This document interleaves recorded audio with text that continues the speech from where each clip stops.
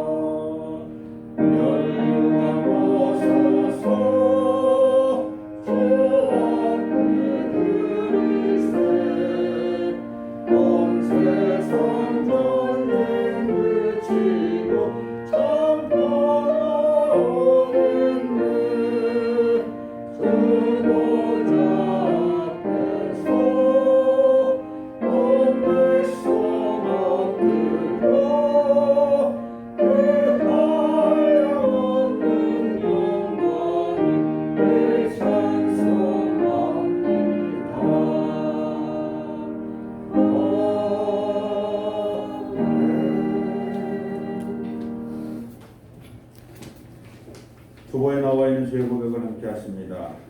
주님, 한치 앞도 분간할 수 없는 깊은 어둠 속에 사는 우리를 빛과 생명으로 인도하여 주시니 감사와 찬양을 드립니다. 우리의 입술은 경건을 말하고 우리의 몸은 예배당 안에 앉아 있으나 우리의 몸과 마음은 여전히 세상 풍조를 따라 온갖 의상을 만들며 살고 있습니다. 우리의 어리석음과 우리의 죄를 불쌍히 여겨 주옵소서. 이제 하나님의 은혜와 사랑으로 새 삶을 얻었으니 겸손한 마음으로 주의 뜻을 이루며 감사 찬송하며 살게 하옵소서. 예수 그리스도의 이름으로 기도드립니다. 아멘. 하나님께서 우리에게 주신 용서의 말씀입니다. 내가 어느 민족이나 국가를 뽑거나 부수거나 멸하려 할 때에 만일 내가 말한 그 민족이 그의 악에서 돌이키면 내가 그에게 내리기로 생각하였던 재앙에 대하여 뜻을 돌이키겠고. 아멘.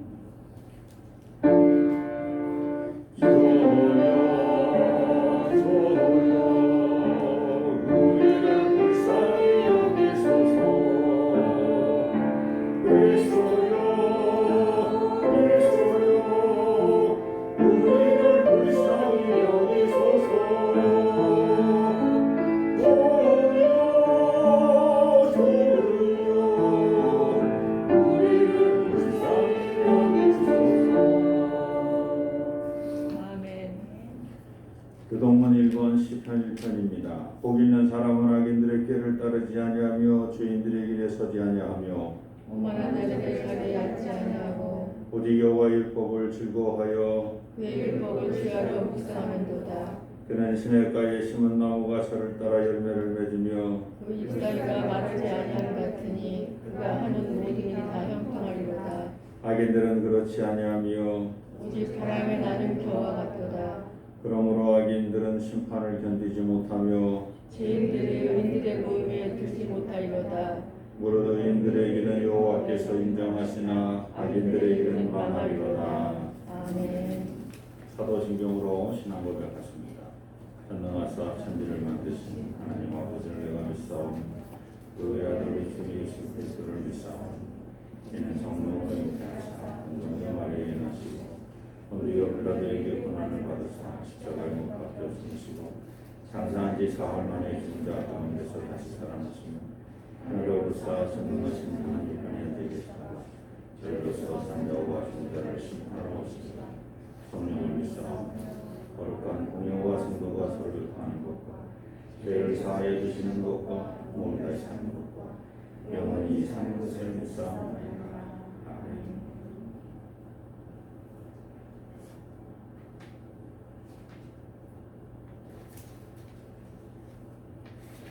만복의 근원 하나님 동백성 찬송 드리고 저 천사여 찬송하세 찬송 성부 성자 성령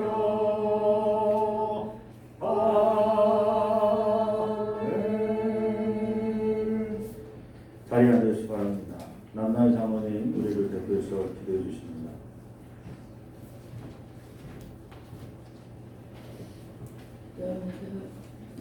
사랑과 은혜가 풍성하신 아버지 하나님, 저희들을 위해서 이 세상을 창조하시고 또 아름답고 풍성하고 풍족한 곳에서 살게 하셔서 감사를 드립니다.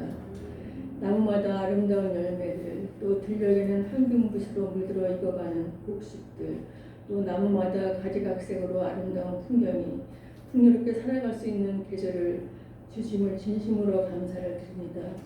비가 너무 많이 와서 여러 곳이 침수되어 수재민이 발생하여 집에 못 들어간 국민들만 몇천 명이라고 합니다. 하루속히 그분들에게 일상의 생활을 허락하여 주시옵소서. 다시 회복하는 데 많은 시간이 걸리겠지만 지치지 않게 하시고 꿈을 갖게 인도하여 주시옵소서. 저희들 기도하고 순종하고 맡은 사명과 책임을 다해서 아버지 하나님 앞에 영광을 돌리며 맡겨주신 달란트의 사명을 다해 우리가 주님 앞에 드리는 결실의 계절 가을이 되게 하여 주시옵소서. 우리 교회의 창립 95주년을 축복하여 주시고 늘 그 자리를 지키는 모범된 교회가 되게 하여 주시옵소서. 추수할 때 쭉정이가 되어서 불에 태워지는 저희들 되지 않게 하여 주시옵소서. 알곡이 되어서 주님의 창고에 가득히 쌓여지는 저희들 되게 하여 주시옵소서. 둔하고 미련한 우리의 입술과 머리를 주님께서 변화시켜 주시옵소서. 우리의 예배를 위해서 모아진 손길들을 축복하여 주시고 신령한 하늘의 복으로 가득 채워 주시옵소서. 단회에 세우신 목사님 지혜와 성령의 두루마리를 입히시어 전하시는 말씀이 저희들에게 배고프지 않는 하늘의 양식이 되게 하시고 도우시는 사모님 건강과 은혜의 축복이 충만하게 하여 주시옵소서. 오늘도 예배 시간 우리 주님께 맡겨오며 거룩하신 예수님의 이름으로 기도드립니다. 아멘.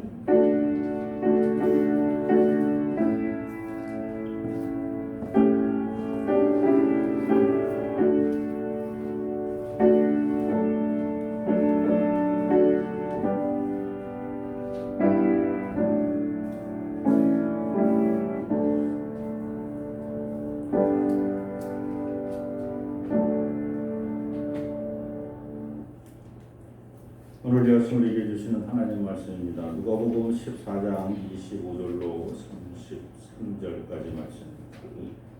누가복음 14장 25절로 35절 말씀 제가 공독합니다.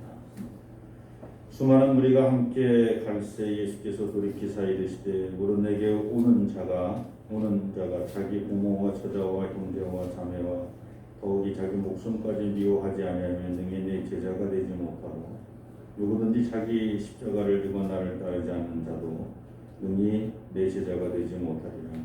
너희 중에 누가 망대를 세우고자 할진대 자기의 가진 것이 중공하기까지에 족할리는지 먼저 앉아 그 비용을 계산하지 아니하겠느냐. 그렇게 아니하여 그 기초만 쌓고 능히 이루지 못하면 보는 자가 다 비웃어 이르되 이 사람이 공사를 시작하고 능히 이루지 못하였다 하리라. 또 어떤 임금이 다른 임금과 싸우러 갈 때에 먼저 앉아 1만 명으로서 저 2만 명을 걸리고 오는 자를 대적할 수 있을까 헤아리지 아니하겠느냐. 만일 못할 터이면 그가 아직 멀리 있을 때에 사신을 보내어 화친을 청할지니라. 이와 같이 너희 중에 누구든지 자기의 모든 소유를 버리지 아니하면 능히 내 제자가 되지 못하리라. 아멘. 516장 찬송입니다.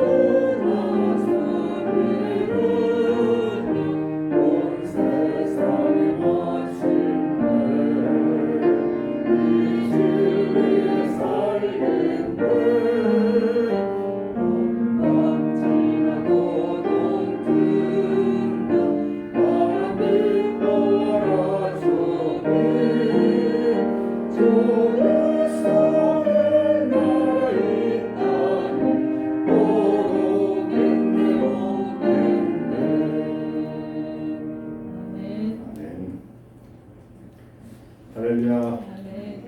옆 사람과 인사하십시오. 잘 오셨습니다.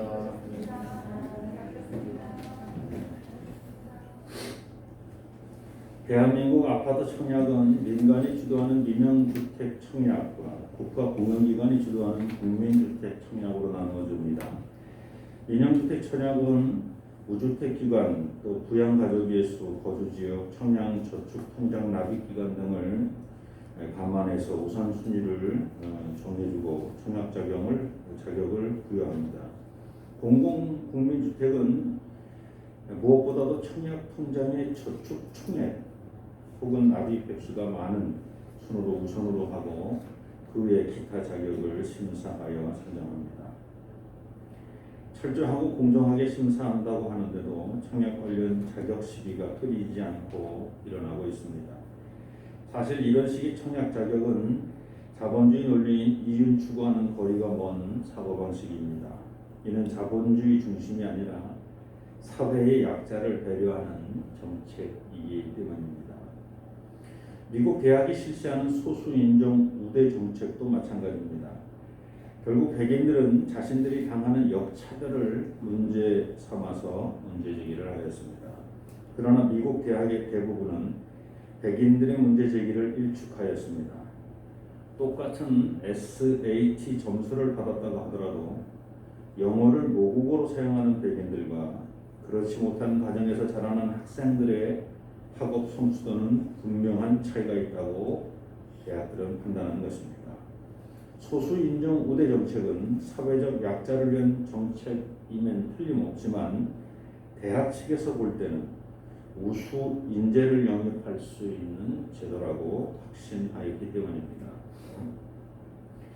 로마 황제 콘스탄티노스 대제가 기독교를 공인하기 전 디오클레티아누스 그리고 갈레리우스라는 황제가 로마의 황제가 되었습니다. 근데 이 황제들의 박해가 아주 대단했습니다. 그래서 알렉산드리아 주교 페트로스는 박해를 피해서 자신이 맡은 알렉산드리아라는 교구를 잠시 떠나 피신하게 됩니다. 그러나 멜라티우스라고 하는 사제가 있었는데 이 사제는 주교가 어찌 성도들을 버리고 피난할 수 있느냐고 반박하면서 알렉산드리아에 남아서 페트로스 주교의 역할을 대신합니다. 이 사실이 페트로스 주교에게 전해지자 그가 알렉산드리아로 다시 돌아와서 멜라티우스를 파문합니다. 이 주교가 이렇게 피신했으면 자기도 피신하든지 일을 하지 말아야 되는데 오히려 피신한 주교를 문제에 삼고 자기가 주교 대행을 했다는 거예요. 아무도 대행을 세우지 않았는데 그리고는 그래서 대행을 했던 그 멜라티우스를 파문하고 그가 행했던 모든 행정적인 절차, 다시 말하면 그가 주교로서 사제를 서품을 줬던 아리우스라고 하는 나중에는 이제 그 이단으로 성제를 받습니다. 그에게도 서품을 주는데 그 모든 절차를 다 무효화합니다. 중요한 것은 이 모든 그 교권 싸움에서 이 두 사람이 둘 다 로마 정부에 붙잡혀서 순교를 당합니다. 두 사람의 순교 후에 멜라티우스를 추종하는 도나투스, 다시 말하면 끝까지 핍박과 박해를 받으면서도 그 알렉산드리아 교구를 지키고 있었던 사람을 추종하는 도나투스라는 사람이 등장해서 페트루스 감독은 감독으로서 자격이 없다. 신앙의 변절자다. 그 박해를 이기지 못하고 도망갔다가 온 사람. 그 사람이 암만 순교를 했어도 이 사람은 신앙이 순결하지 못하다라고 감독의 자격을 문제 삼았습니다. 신앙의 변절자는 감독이 될 수 없고 하나님 말씀을 전할 수도 없었다는 겁니다. 그런데 알렉산드리아 교회는 이 도나투스 같은 신앙의 순결자, 변절하면 안 된다, 도망가면 안 된다, 박해를 받고 순교를 당하면 당해지 피하면 안 된다라고 생각하는 그런 사람만 있는 것이 아니라 이 페트로스 주교처럼 잠깐 피할 수도 있지, 도망갈 수도 있지, 도망갔다 다시 들어올 수도 있지, 그걸 그렇게 큰 문제로 삼느냐는 사람들도 많이 있었다는 것입니다. 다시 말하면 성직이라고 하는 것은 그 직책이 중요한 것이지 그 사람의 인품이나 인성 그거 따지지 마라. 성직이라는 직책이 주어지면 설교하고 그 성직이라는 직책이 또 사제를 서품하고 안수하고 하는 것이지 그 사람의 행위에 따라서 달라지는 건 아니다. 그렇게 주장하였습니다. 여러분 생각은 어떻습니까? 감독의 자격은 언행이 일치하고 그의 행위가 고결하고 순결하며 강단에서 선포하는 하나님 말씀을 자신이 먼저 그대로 순종하며 행하는 사람이어야 한다고 생각하십니까?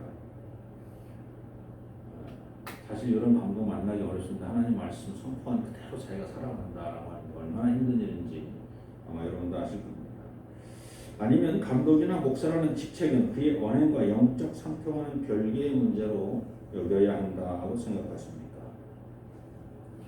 당연히 하나님 말씀을 전하는 자는 하나님 말씀대로 순종하며 십자가를 지고 살려는 마음이 일반 사람들보다는 더 강해야 할 것임에 틀림없습니다. 자, 그런데 그 옛날 하나님의 말씀을 전했던 선지자들의 공통점이 있습니다. 모두 하나님의 영을 받았다는 사실입니다. 아모스, 호세아, 이사야, 예레미야, 다니엘, 요엘, 요나 등등 그들은 하나님의 종이 되기 위해 신학대학이나 신학대학원에 입학하여서 신학 관련 학점을 이수하고 논문을 쓰거나 혹은 종합시험에 합격한 후에 하나님의 종이 되는 것은 아닙니다. 그들은 하나님의 영을 믿음으로 받아들였어요. 지금 하나님께서 나를 부르셨구나. 그 부르심에 응답을 하나님이 부르신 내게 말씀을 주셨어요.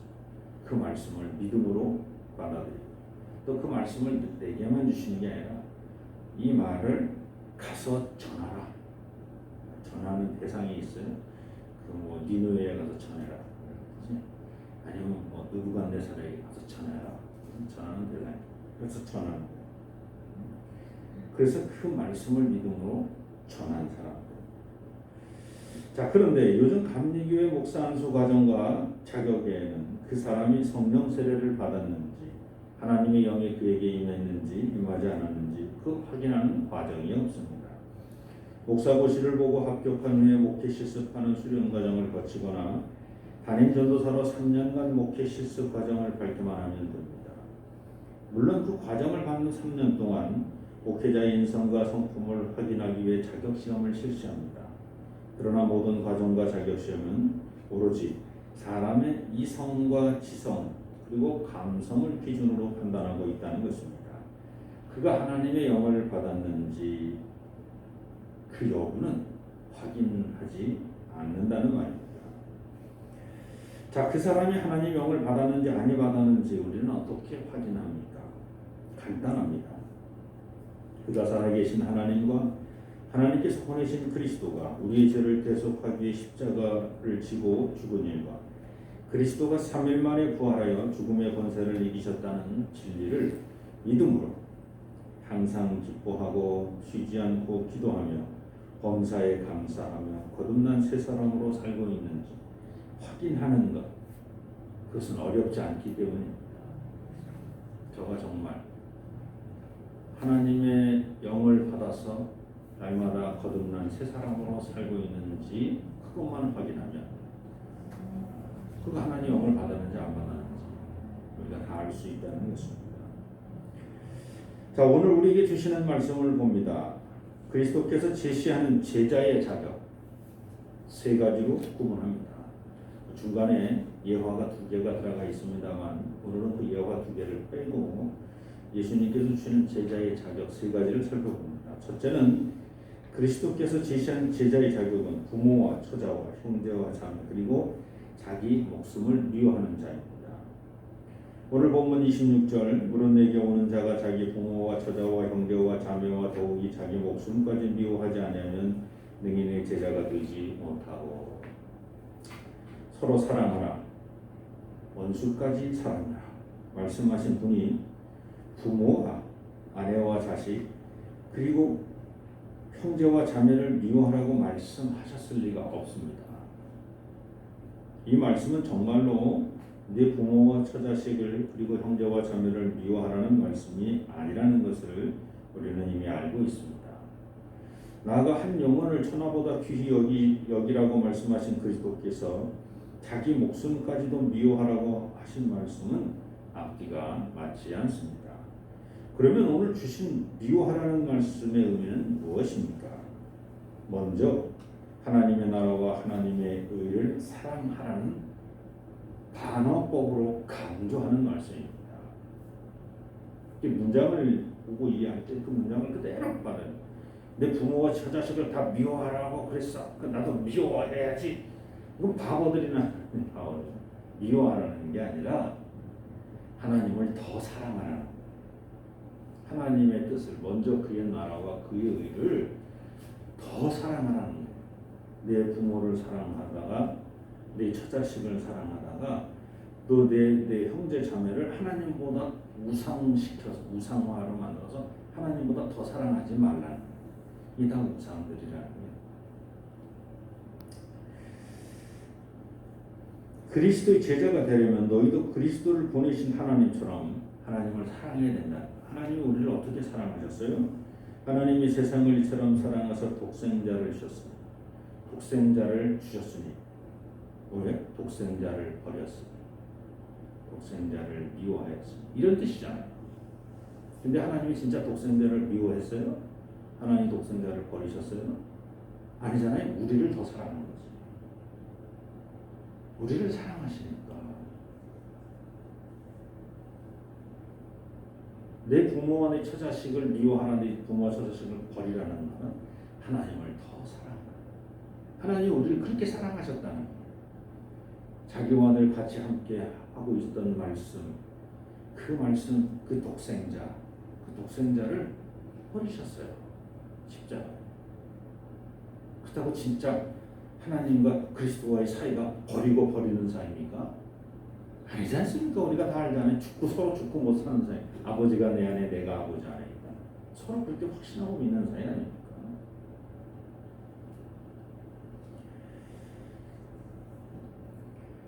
그를 믿는 자마다 멸망하지 않고 영생을 얻게 하려 하십니다.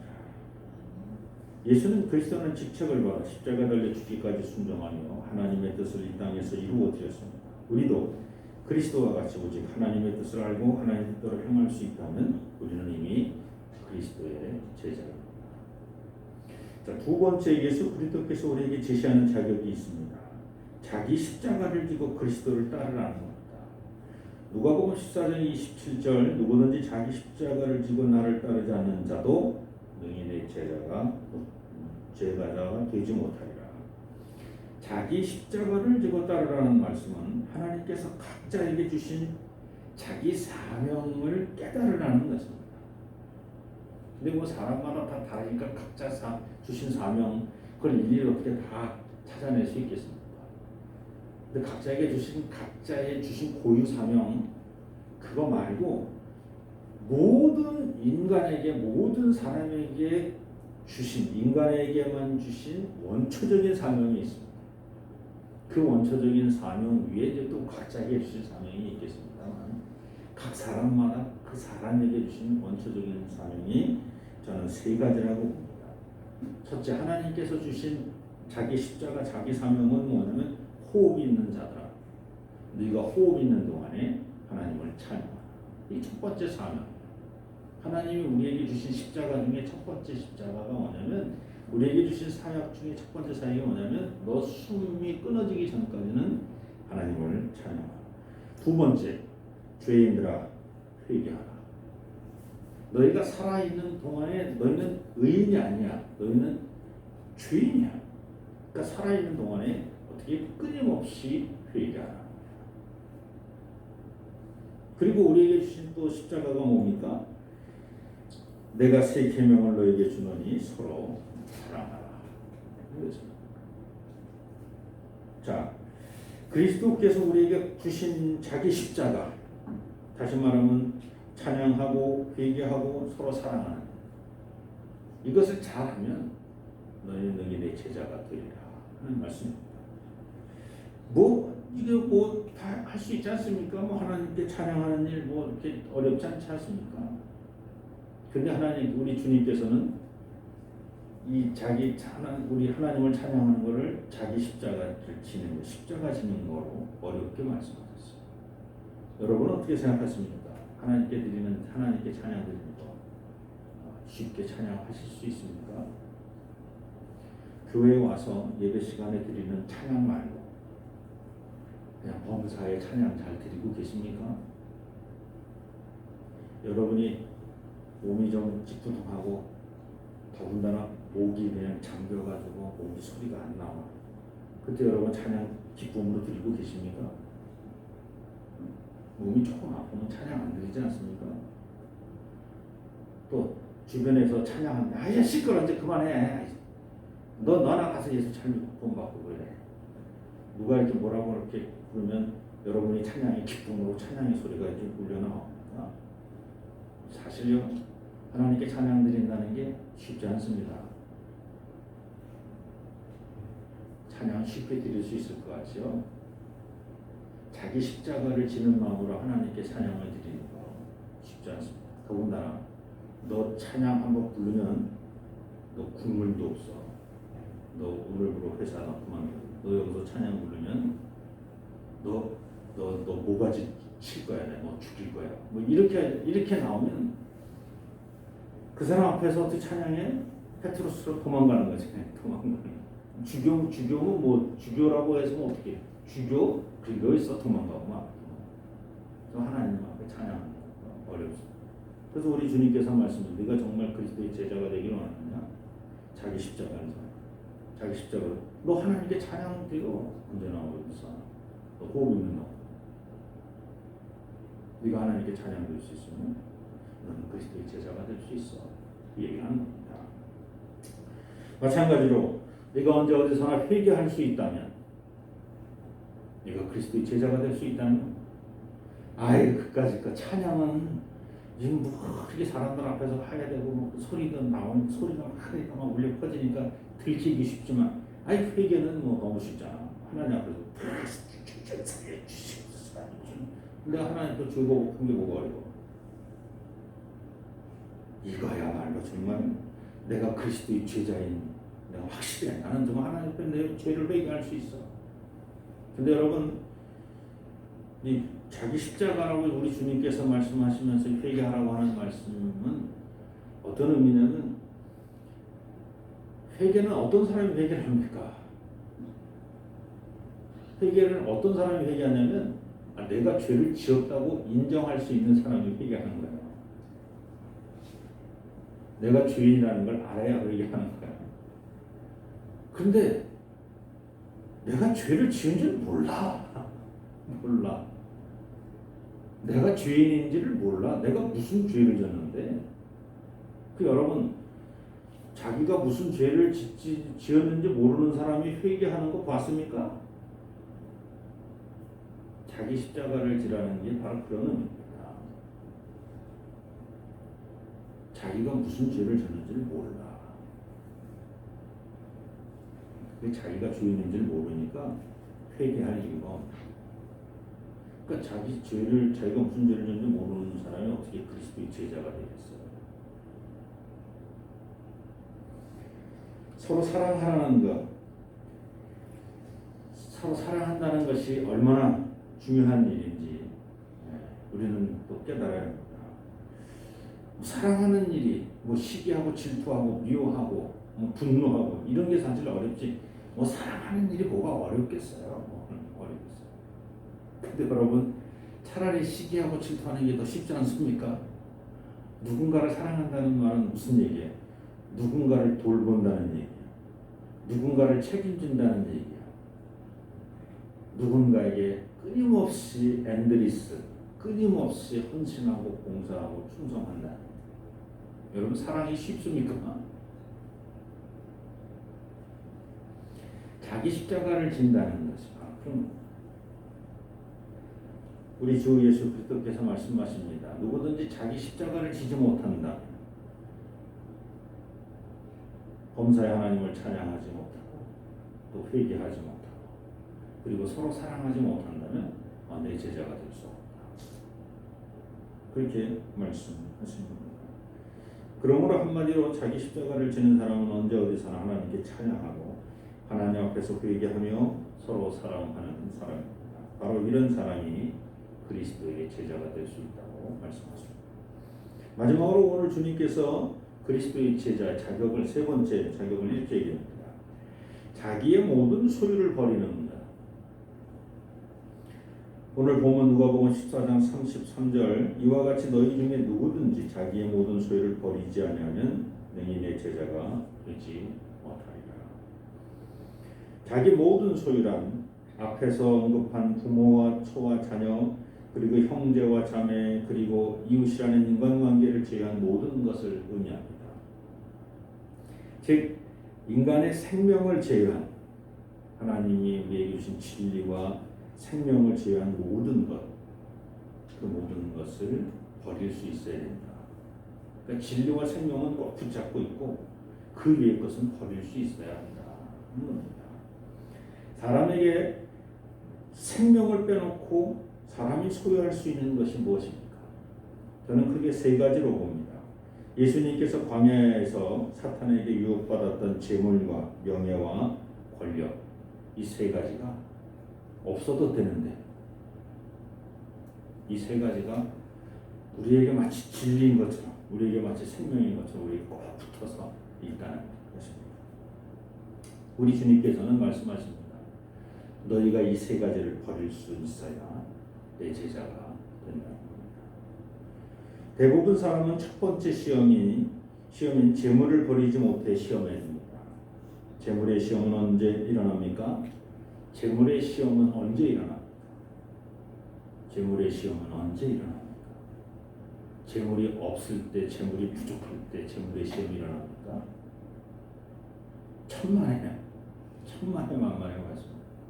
재물의 시험은 내 소유가 두둑할 때 재물의 시험이 일어납니다. 에덴 동산에 아담이 뭐가 부족했습니까? 에덴 동산에 아담이 어떤 재물의 시험을 받았습니까? 딱 하나만 먹지 못했습니다. 모든 나무의 씨가를 다 먹을 수 있는 천하의 그런 부자도 없었습니다. 아주 넉넉했습니다.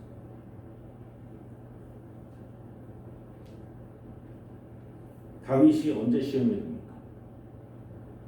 막 쫓겨다니고 도망다니고 그때 시험에 들었습니까? 완벽한 모든 남북의 권한을 다 잡고 정말 유대의 유일한 왕이 되었을 때 그때 시험에 됩니다. 광야의 백성들이 바닥에 돌들처럼 만나가 깔립니다. 돌인지 만나인지 구분이 되지 않을 정도로 깔려버립니다. 그때 광야의 백성들은 시험에 들어갑니다.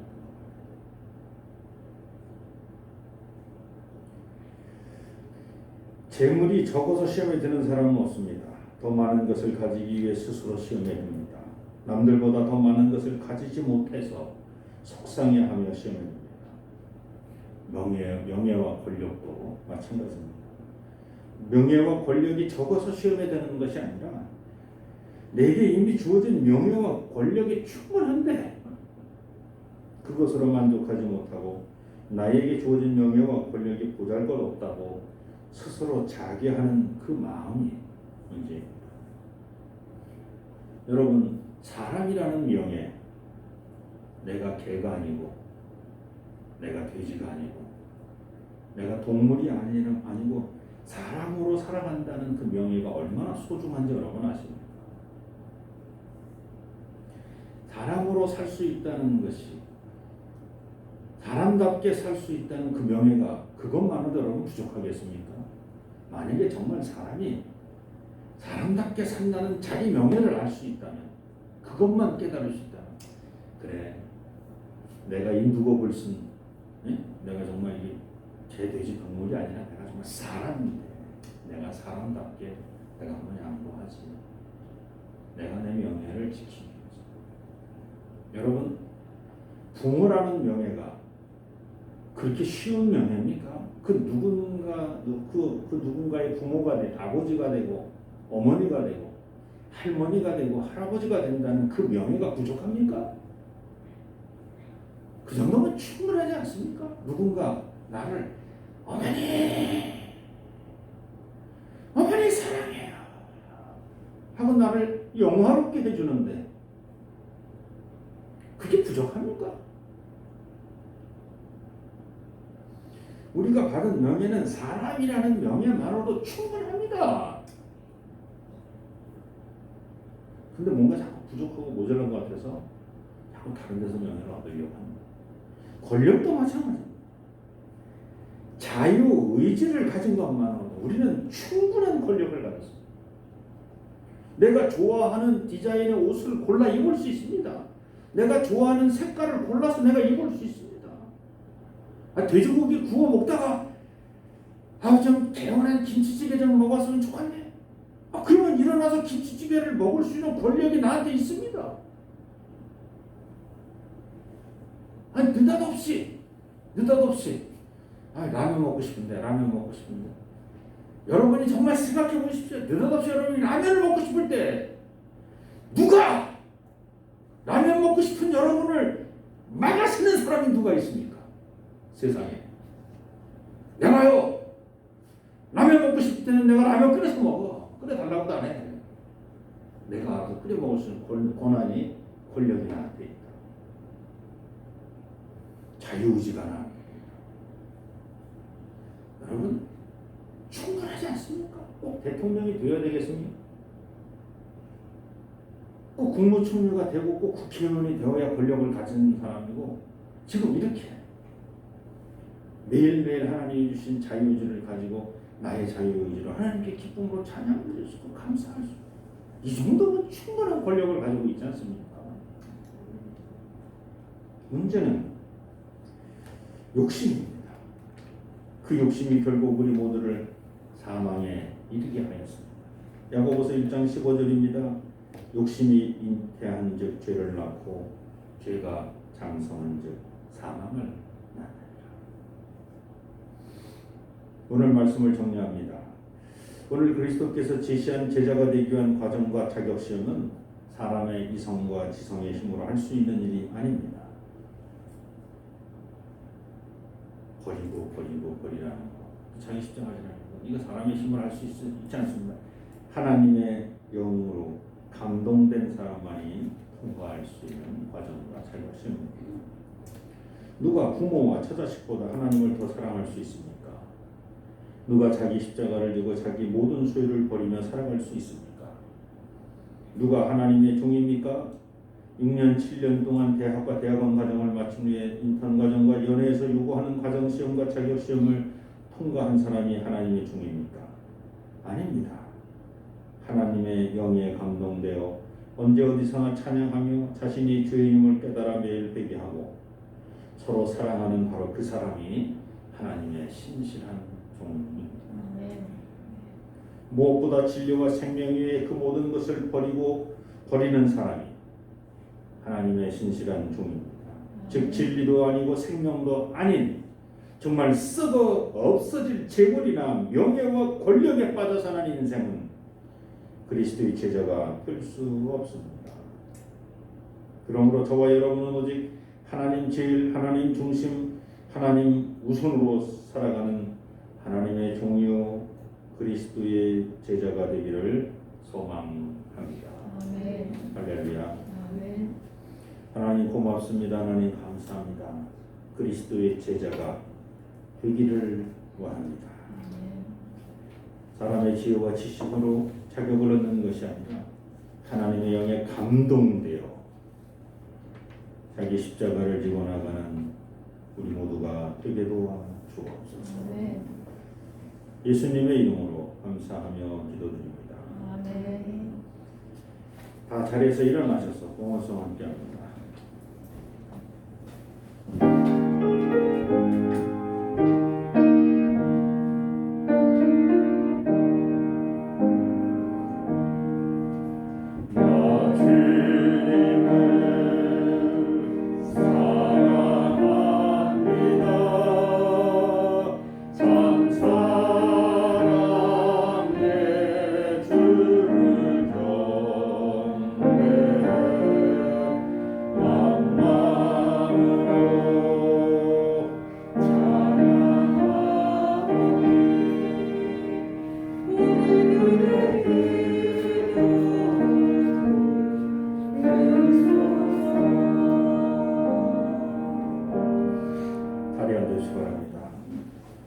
하나님의 큰 사랑을 경험한 우리 개동의 모든 성도님들 되게 도와주옵소서.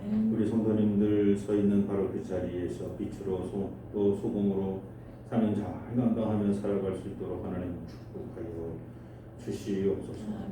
오늘도 신령과 진정으로 예배드릴 뿐 아니라 또 빈손으로 나오지 아니하고 귀한 예물을 주 앞에 드렸습니다. 갇힌 손길을 기억하여 주옵소서. 만배로 갚아 주옵소서. 이 예물이 쓰여지는 곳 하나님 보시기 아름답고 귀한 곳에 잘 사용될 수 있도록 은혜를 더하여 주시옵소서. 해동교회를 주님 축복하여 주시옵시고 소속되는 모든 기관들을 주님 축복하시고 세우신 또 회장님들 또 임원들 주님께서 합력하여 선을 이룰 수 있도록 도와주옵소서. 교회 학교를 주님께 맡깁니다. 교장 선생님 또 교관 모든 교사들 한 분 한 분을 축복하시고 또 그 안에서 배우는 모든 어린 자녀들이 믿음의 자녀들을 잘 자라게 도와주옵소서. 또 이 모든 일들을 위해 뒤에서 번신하고 봉사하고 기도하는 또 우리 김은혜 목사님도 좀 축복하여 주시옵소서. 건강으로도 함께하여 주옵소서. 오늘도 하나님의 전에 와서 함께 예배드려야 될 우리 사랑하는 형제 자매 중에 육신의 질병으로 함께하지 못한 당신의 자녀들이 있습니다. 그 병을 주님께서 친히 치료하여 주옵소서. 깨끗게 하여 주옵소서. 마음의 상처 또한 위로하여 주시옵소서. 모든 말씀 예수님의 이름으로 감사하며 기도드립니다. 오늘 예배 참여하신 모든 분을 주 예수 그리스도의 이름으로 환영합니다. 성도들 주변에 활동하는 이단들을 경계하시기 바랍니다. 세 번째 다 같이 한번 읽습니다. 나는 마음과 힘을 다하여 가족과의 그리고 세상의 사람들에게 복음을 전하겠습니다. 아멘. 종로지방 선교대회 이번에는 뭐 포스터나 이런 게 없이 순서지를 여러 개 다 나눠드립니다. 순서지를 오늘 받으시고 이 순서지를 가지고 월요일서부터 수요일까지 참여하시면 되겠습니다. 그래서 자격교회에서 경복궁역에서 그냥 바로 한번 걸어 올라가시면 그래서 이번에는 뭐 차량 운행이나 이렇게 하기가 좀 어려우니까 각자들 여러분 잘 찾아가 보시고 또 그리고 또 제가 또 감리사랑 강사님하고 또 같이 또 좀 있어야 되고 또 그러다 보면 저하고 같이 가시면 늦을 수도 있어요. 그러니까 끝나는 대로 바로 그냥 각자 집으로 돌아가시면 되겠습니다. 저 얼굴 보지 않으셔도 제가 여러분들 앞에서 다 보고 있습니다. 네, 그리고서 이번 주 수요일 예배는 자격께서 연합으로 드립니다. 본교에서는 수요 예배가 없습니다. 하시고 7시 30분에 예배가 딱 시작되기 때문에 7시 한 15분까지는 와서 자리 잡고 찬양 같이 하시고 그리고 30분 딱 9시에 땅 하고 끝납니다. 그렇게 말씀드리겠습니다. 또 다음 주 예배는 1부 예배와 2부 예배를 합동으로 드립니다. 그러니까 1부 9시 예배가 없고 11시에 같이 오셔서 한꺼번에 같이 예배를 드리도록 그렇게 하겠습니다. 또 교회 학교도 따로 예배 드리지 마시고 같이 올라와서 같이 여기서 예배 드리도록 그렇게 하겠습니다. 그리고 다음 주일은 점심 식사가 없습니다. 오후 예배 없고 오늘서부터 점심 식사는 다시 재개가 되는데 다음 주는 추석 명절이라 교회에서 뭐 음식 차리는 것보다 집에서 가족들과 함께 맛있게 드셨으면 좋겠습니다. 추석 명절 예배 순서 다음 주에도 또 준비하겠습니다만 오늘 준비하는 것들이 있습니다. 미리 가져가셔서 명절 예배 함께 드리시면 되고 제가 또 SNS에 혹시 올릴 수 있으면 제가 또 여러분 문자로 지금 이거를 올릴 수 있는지 제가 모르겠어요. 이제 한번 보겠습니다. 그래서 올릴 수 있으면 제가 올려서 올려드리도록 하겠습니다. 근데 장학위원회 오늘 2부 예배의 장학위원회를 옵니다. 또 창립 기념주일 다음 주인데 기념주일 헌금은 우리가 건축 헌금으로 그대로 공헌하도록 그렇게 하겠습니다.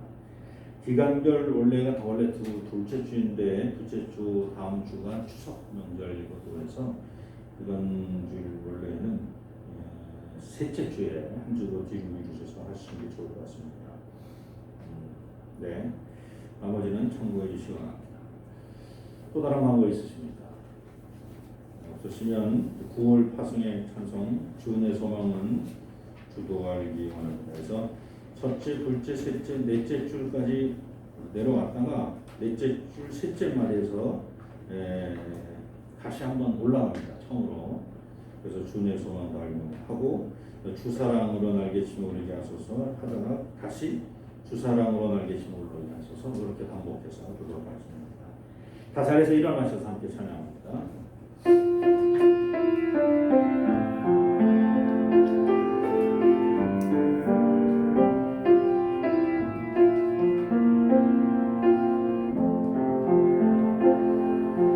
주의 소망